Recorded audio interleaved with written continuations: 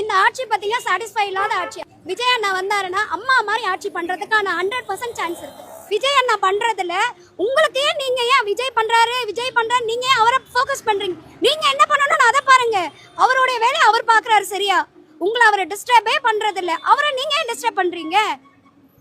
அவர் மக்களுக்கு ஏதோ பண்ணணும் அப்படின்றாரு. அவருடைய சம்பாரிச்ச பணத்துல இருந்து, அடுத்தவங்க பணத்துல இருந்து இல்ல, அவர் உழைச்சி சினிமால சம்பாரிச்ச பணத்தை மக்களுக்கு கொடுத்துட்டு இருக்காரு. நீங்க மக்கள் கிட்ட இருந்து எடுக்கிற பணத்தையும் மக்களுக்கு சரியா கொடுக்க முடியல. எங்களுக்கு நீ எதுவுமே ஃப்ரீ கொடுக்காத. நாங்க எதுவுமே உங்ககிட்ட கேட்கவே இல்லை. எங்களுக்கு என்ன செய்யணுமோ அதை மட்டும் பண்ணா போதும். உங்களுடைய ஆட்சி நீங்க சிஎம்மா இருந்துட்டு நான் இதை பண்றேன் அதை பண்றேன்னு நீங்க ஆட்சிக்கு வரப்ப நிறைய விஷயங்கள் சொன்னீங்க. ஆனா எதையுமே மெயினா அந்த நீட் சொன்னீங்க. எத்தனை பிள்ளைங்க டாக்டர் படிக்கணும்னு ஆசைப்பட்டாங்க, எத்தனை பிள்ளைங்க படிச்சுட்டு இருக்காங்க. யாராலையும் படிக்க முடியலையா நீட்டு? எப்ப நீட்டு போக தான் யோசிச்சுட்டு இருக்காங்க. நீட் எல்லாம் ஒழிச்சு தரேன், அம்மாவுடைய சாவை கண்டுபிடிச்சு தரேன், எல்லாத்தையும் சொன்னீங்க. என்ன நிறைவேற்றி இருக்கீங்க? ஒண்ணுமே இல்லை, 0.